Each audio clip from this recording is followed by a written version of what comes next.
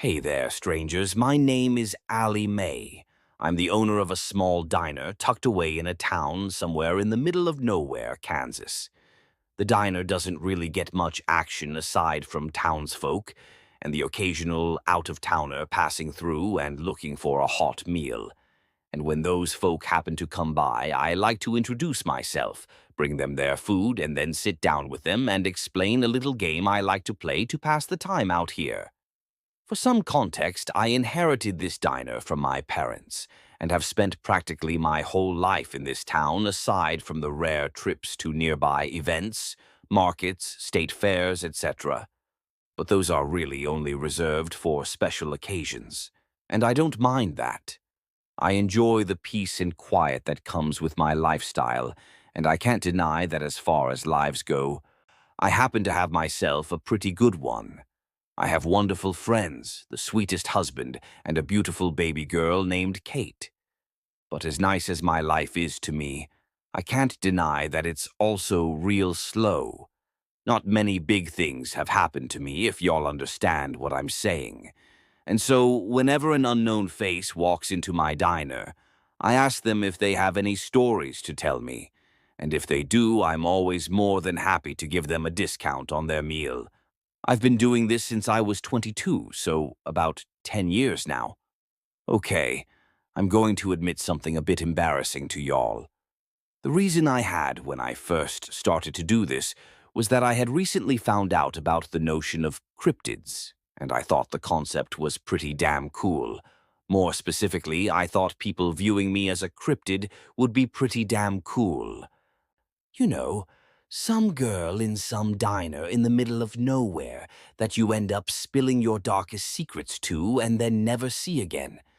Wouldn't that be a kind of neat way to be perceived? Well, my spooky little young adult self thought so, and that's where it all began. Normally, people are quite hesitant to talk at first. However, they tend to warm up to the idea after I remind them. Not only will we likely never cross paths again, but I don't care about what kind of story they tell me. Whatever they feel like talking about, I'll listen to. I just want a break from the monotony of small-town life. And boy, have I heard it all. Love affairs, childhood traumas, batshit deathbed confessions heard by nurses. The story of a very intoxicating and very hush-hush 2-month relationship a customer had with another woman in college before she tragically passed in an accident that she's never told a soul about since. Especially not her very Catholic now husband. But besides all that jazz, there's one type of story I keep being told. Horror. Now I get why this is. Ghost stories, supernatural shit, whatever you want to call it. That's the kind of thing people are hesitant to talk about. And in my opinion, half of it is because that's the kind of thing people are hesitant to believe. But who cares if you tell it to me?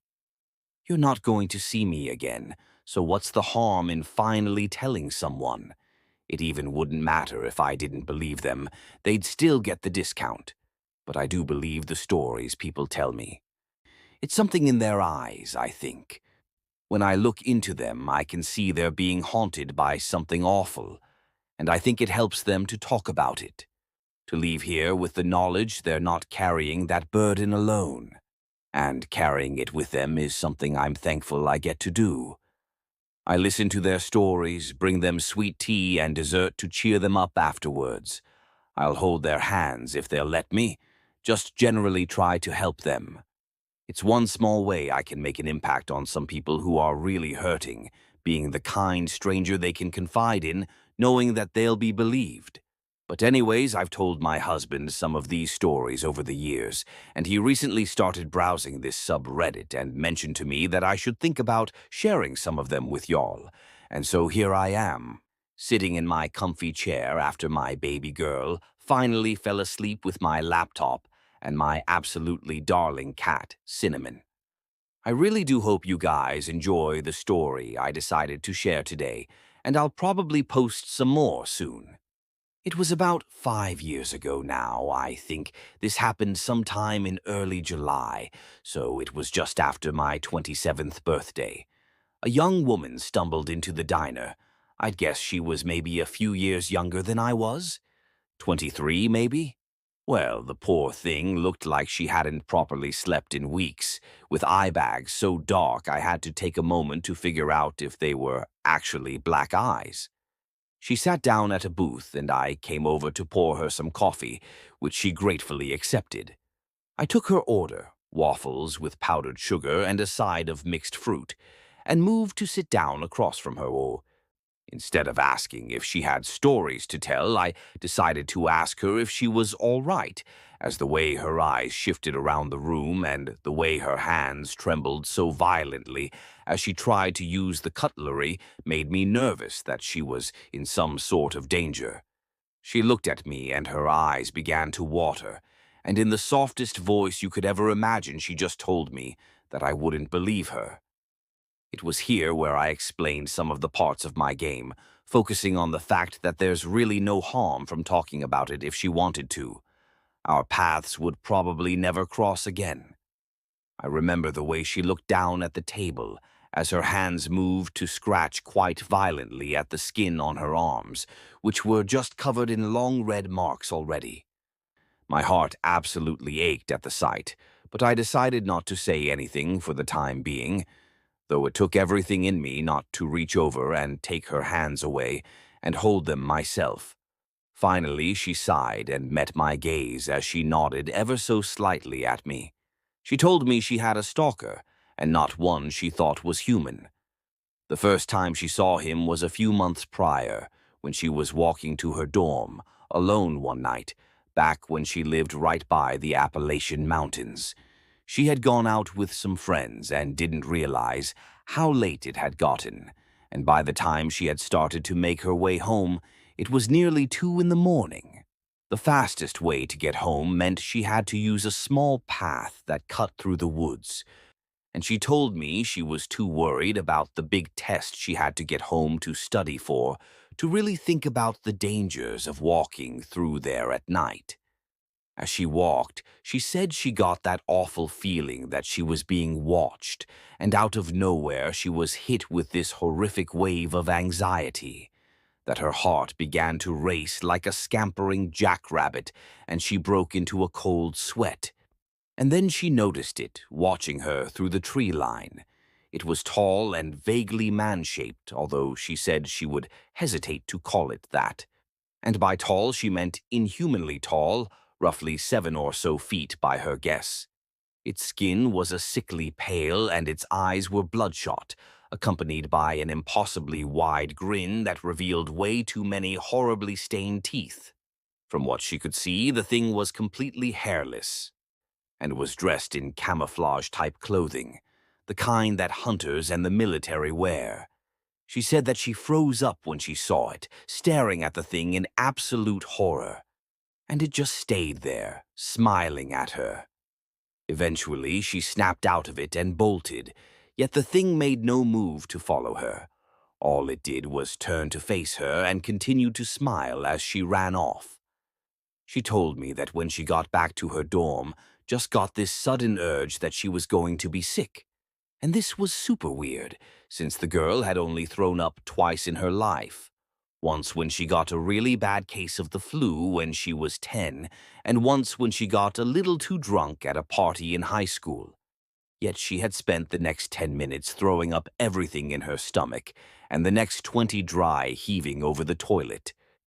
Her roommate had rushed in to find her covered in sweat and violently sobbing as she puked her guts out for no apparent reason. She had tried to tell her about the thing that she saw in the woods, but her roommate had told her that she was probably just sick with something and her mind was playing tricks on her. She said that night she had supposedly had these beyond horrible nightmares, and her roommate told her the next morning she had woken up screaming 4 separate times. That was her first encounter with the thing, but it certainly wasn't the last. At this point, she had begun hyperventilating. Tears ran down her cheeks, and a strangled cry wrenched itself from her throat. I quickly ran over to the counter to get her some napkins and a glass of water, before I finally gave in and grasped her shaking hands and held them tightly.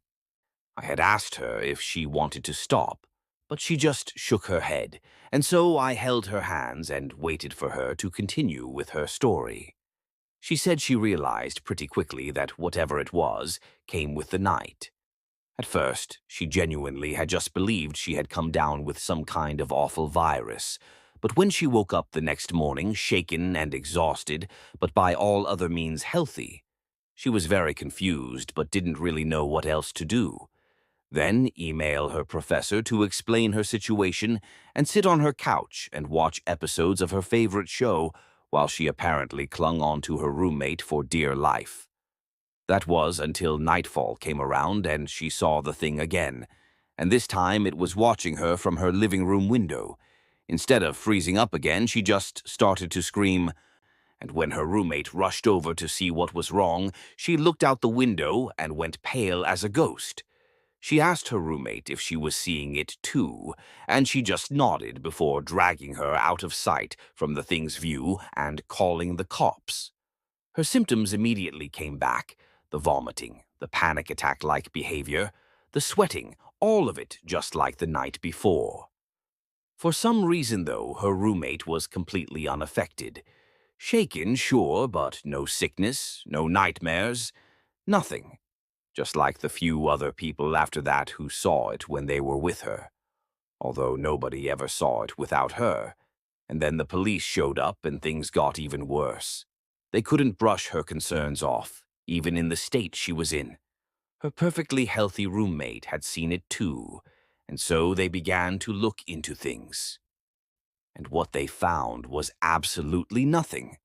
The thing couldn't be seen on the security camera footage right beside where it had been standing. They couldn't find a record of any person matching its description in their databases. No matter how many times she called over the next 3 months, no matter the situation, no matter if there was another person there who insisted they saw it too, they couldn't find any evidence of it being there or any record of its existence. She went to a psychiatrist who determined she didn't seem to be suffering from any sort of psychotic disorder, and other doctors at the local hospital ran every test they possibly could to explain her symptoms. Head CT scans, MRIs. They all came back totally clean. She had no head trauma, tumors, any type of head injury that could be causing hallucinations. Her blood tests showed there was no autoimmune disease that could explain the symptoms. She did gastric emptying scans and other similar tests, which eventually confirmed there was no disorder that could explain the vomiting. The symptoms never happened during the day, during testing, or in any other situation. She never got sick, had any other type of nightmare or hallucination. She just kept seeing whatever the hell that thing was and getting violently ill. Eventually, she decided to just try her best to stay inside after dark, which worked for a while until the night where everything went very wrong. She had gone to a local cafe to get some homework done and accidentally fell asleep at her computer, and had woken up to one of the waitresses gently shaking her awake and telling her it was closing time. Their closing time was 10 p.m. The sun had set over an hour ago. Her hands started to shake more violently than they already were, which I didn't even think was possible, and she choked back another sob before she continued to speak. She dug through her backpack to find her pocket knife and tucked it into her jacket sleeve before she began to brave her way through the darkness back to her house. The cafe was only a 10-minute walk with the shortcut, 20 if she stayed on the streets. She considered her options for a moment, trying to figure out which was more dangerous. She eventually decided that while the streets would take longer, they were better lit and maybe still had some people out. It wasn't that late, but this wasn't exactly a college town either. There wasn't exactly a nightlife besides a 1 or 2 bars.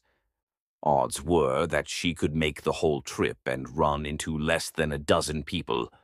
She had made it 10 minutes before she got the feeling she got on the path again. The unmistakable feeling of being watched, coupled with cold sweats and horrible anxiety. She slipped her knife out of her jacket into her hand and held it out in front of her as her gaze shifted to the nearby alleyway. And there it was, tall and pale as death, with the same bloodshot eyes and smile with too many teeth, and that same damn camouflage outfit it always seemed to wear. Only this time it also held something else, a bouquet of wilted flowers. As the thing held them out to her, she turned and bolted down the street, all thought of defending herself from that thing long forgotten. This time, though, it dropped the flowers and took off after her, and this was the first time she realized just how fast it actually was. She told me she had always been a good runner. She did track in high school and even made the state finals.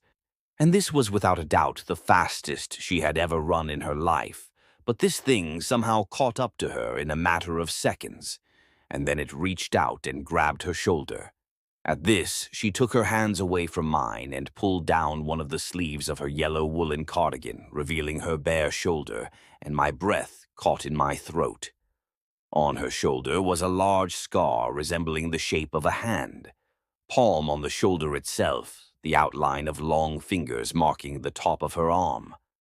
My first thought was about the time I was 17 years old and saw a story about a woman who had acid thrown on her face on TV. It looked almost like that. But if a person with inhumanly long hands somehow managed to cover their own hand in acid without injuring themselves and gripped her shoulder as hard as they possibly could, or maybe like a third-degree burn in the shape of a hand, like if it was from a person who was made of pure fire. She sniffled softly, which pulled me out of my thoughts. In a whispered voice, she told me that the doctors said whatever burned her ate away the fat and a good portion of the muscle in that shoulder. She can barely lift that arm now. As the tears ran down her face, she talked about how the pain she felt in that moment was like nothing else she'd ever felt before. She couldn't even describe it. She remembered collapsing to the ground, screaming bloody murder, and right before she blacked out, she said she saw the thing lean over her. And with that horrible smile still on its face, it hissed out one word to her. Soon, she woke up in the hospital 2 days later. Even after the wound healed, the pain never stopped and never got better. And that was it. That was the final straw for her. She withdrew from college, packed up her things, and moved states to live with her parents again. And for 1 week, things seemed to be okay. She thought maybe it didn't follow her here, until a bouquet of the same wilted flowers and an empty chocolate box stuffed to the brim with bloody human teeth and fingernails appeared on her parents' doorstep. It got closer after that, more and more cocky, until the night where it actually knocked on her window, banging on the glass with an almost maniacal frenzy until the police arrived. By that point, of course, there was nothing there. Not a trace.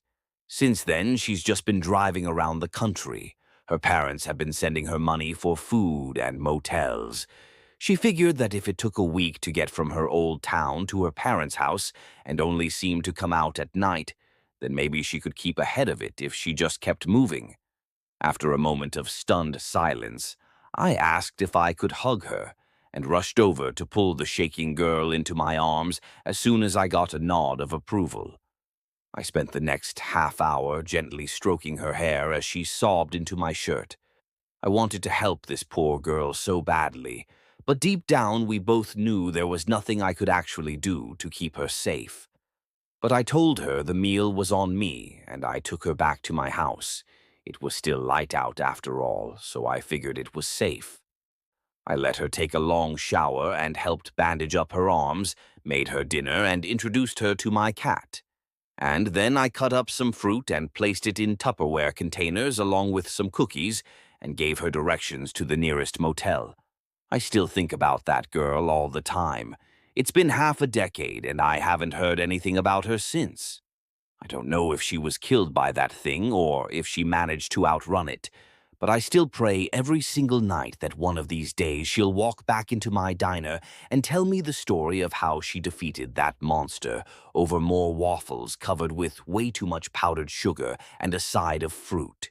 Story 2. The internet says there are 91 unlicensed NES games, but I know that's not true. There's one more and I've seen it. It's real. At the end of this post, I'll show you a picture of it. By then, you'll understand why I will never play it. But first, the backstory. As you probably know, when the Nintendo released its Nintendo Entertainment System, NES, in North America in 1986, it created a worldwide phenomenon. It had already sold over 2.5 million units in Japan, and the success of the system in America single-handedly revitalized the struggling video game industry. By 1990, 30% of American households owned the NES, beating the percentage that owned personal computers by 7%. Mine was one of those households. I remember my dad bringing the NES home for the first time, beaming with pride. I was in complete awe. I remember sitting in our sunken living room and playing Super Mario Bros. For hours upon hours, never sitting too close to the television for fear that my eyes would be damaged. That's what my mom said, at least. What I didn't know then, that making games for the NES was big business. Part of the reason the NES was so successful is because Nintendo actively courted third-party developers for its fledgling system. And because it possessed a near monopoly on the video game market, it was able to enforce its standards and policies with an iron fist. So much so that the United States Department of Justice actually started looking into Nintendo's business practices. When the FTC got involved, Nintendo changed some of the strict terms of its agreements. By Nintendo's count, there are 671 licensed games for the NES. That list grows to 77 if you include the 3 Tengen games that were only temporarily licensed, plus the several others like Miracle Piano, which were left off of Nintendo's list. To enforce its licensing standards, Nintendo created the 10NS authentication chip. When the chip in the system detected the chip in the game pack, the game would be playable. Otherwise, no dice. As you can imagine, many companies either didn't want to pay the licensing fee or were rejected as officially licensed partners by Nintendo based on the quality of their games. Hence the 91 unlicensed games. You can see the list of them here. To skirt the protection of the 10NES chip, some companies configured their hardware to create a several millisecond voltage spike that short-circuited the authentication chip for just a moment and allowed the game to be played. Interesting stuff, right? I thought so. And so did my dad. He worked for Nintendo in their development and licensing department during the late 80s and early 90s and got to experience all of this as it happened. But the story of Ladder to Oblivion does not begin with my dad. It begins with Rob, the founder and original president of LTO, LLC, and his idea for a new video game. Rob was in his senior year at West Lafayette High School in Indiana when Mario Bros. Was released for the NES. Like thousands of other kids around the country, he became obsessed pretty quickly. When Rob graduated, he decided to attend Purdue University to study computer science. He wanted to make video games. Purdue's computer sciences department moved into a newly renovated building in the fall of 1985, and Rob took full advantage of it when he started college the next year. 4 years later, he graduated at the top of his class, with honors. My dad told me Rob was one of the smartest people he'd ever met. Even so, Rob dealt with some personal demons.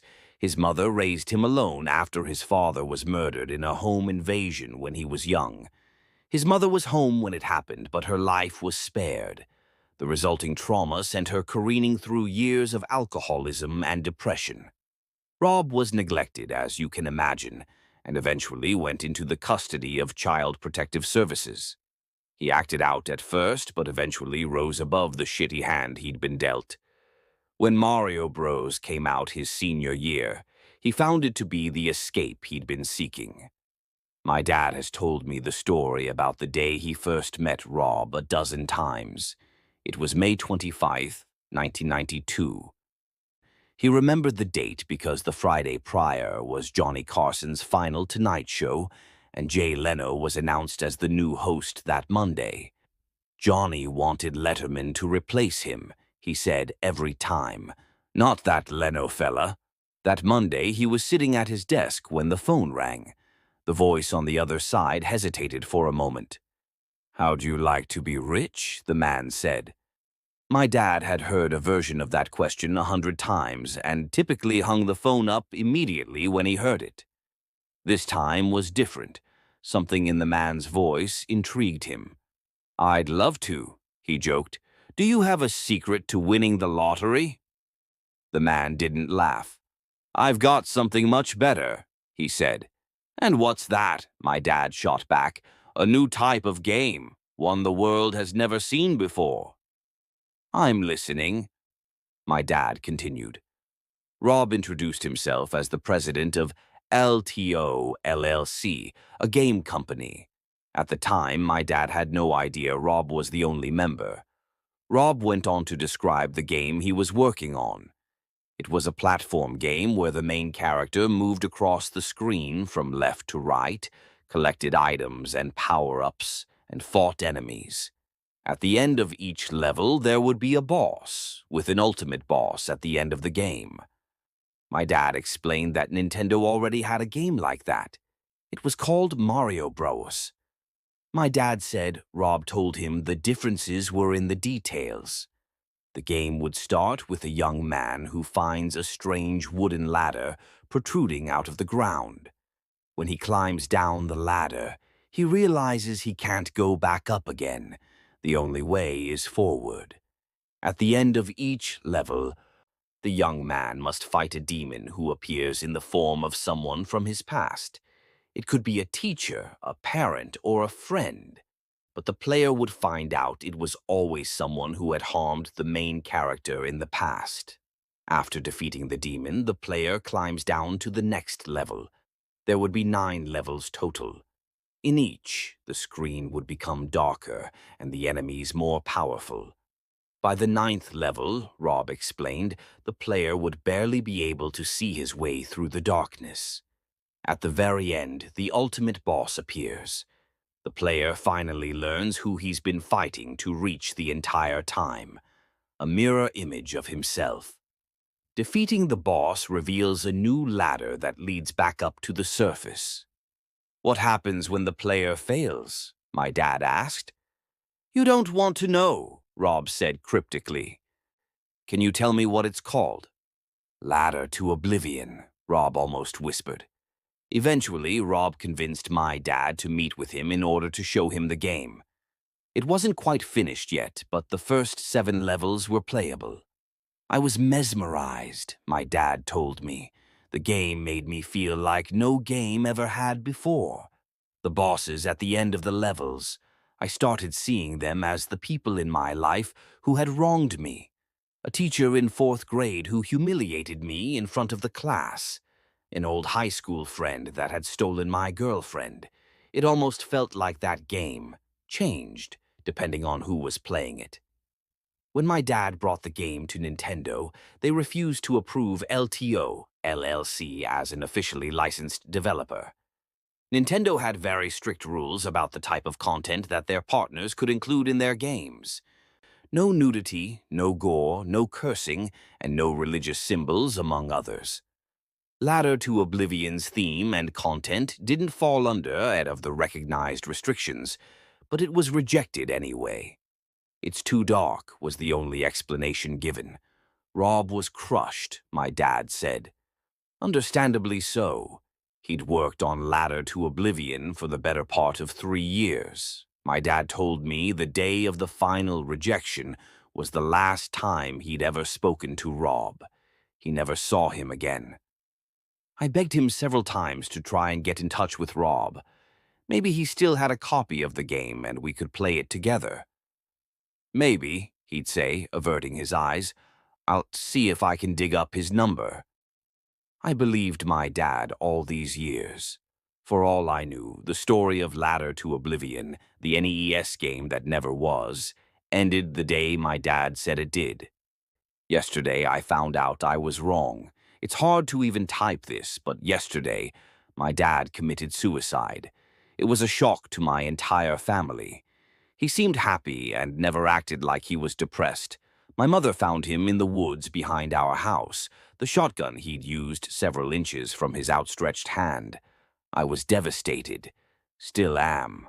Last night, I went to the one place where I felt closest to my dad, his study.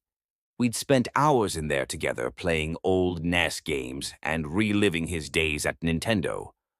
On a whim, I ended up grabbing Mario's Brother Zoof of its case. I was going to play a final game in honor of my dad. When I flipped the door open, I found there was already a game inside. My dad never left games inside the console. He said it made them wear out quicker.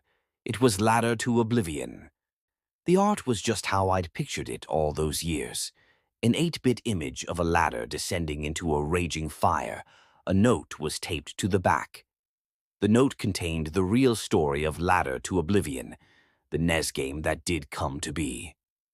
I considered transcribing the entire thing, but realized that would be disrespectful towards my dad. The note was addressed directly to me. He'd meant the words within for my eyes only. Plus, the words are dark. They aren't a proper representation of my dad at all.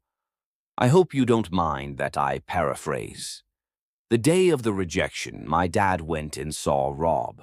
He was already obsessed with Ladder to Oblivion. After a lengthy discussion, Rob asked my dad to join LTO, LLC as a partner. It was Rob's plan all along and was the reason he'd asked my dad at the beginning if he wanted to be rich. Together, they'd complete Ladder to Oblivion and release it as an unlicensed game. My dad knew all about Nintendo's authentication chip and how to work around it.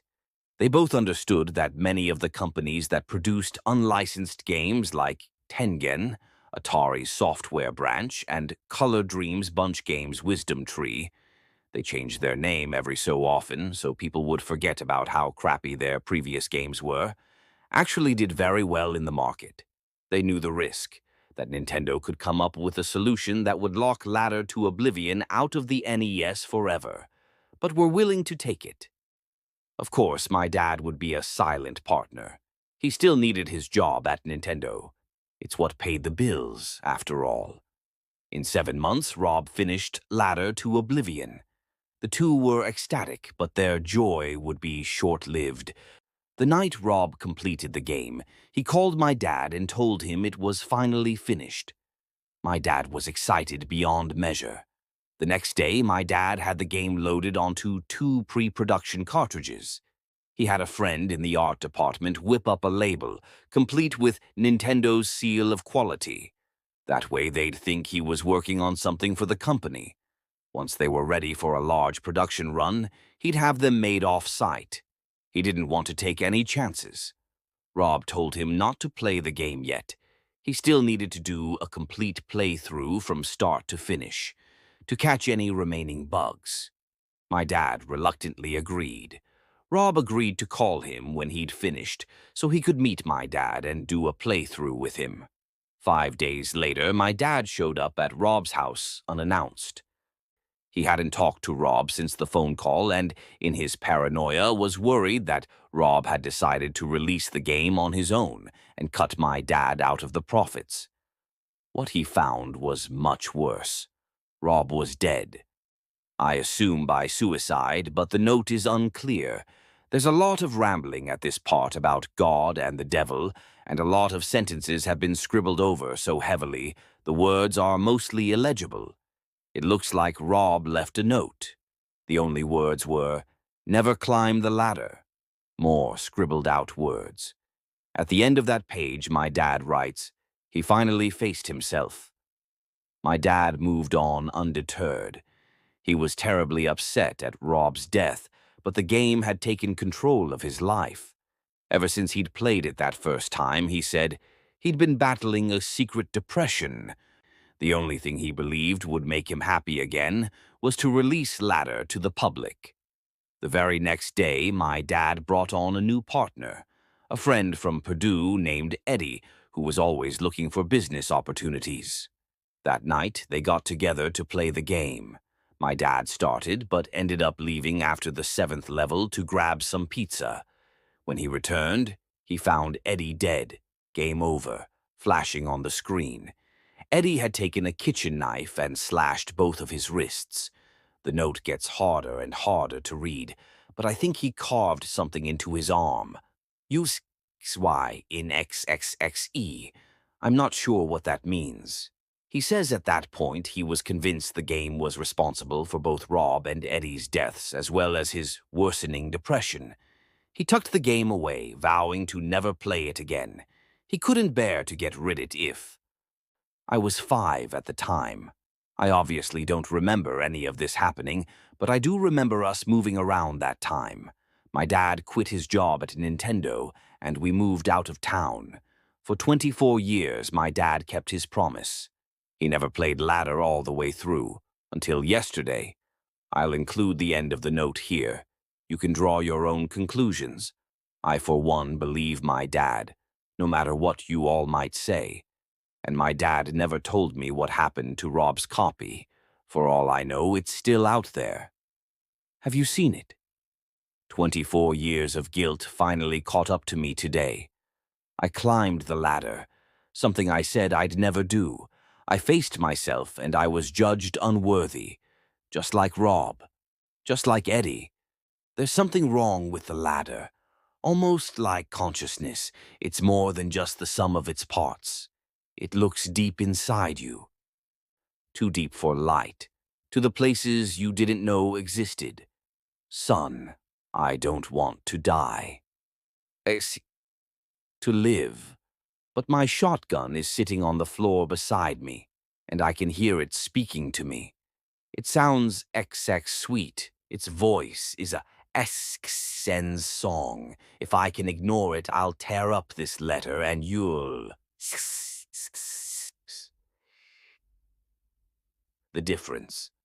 I'm sorry I lied. I'm sorry. A lot of things. Please know that I love you. X, move on. I'm going outside. I can't exit. Please never climb the ladder.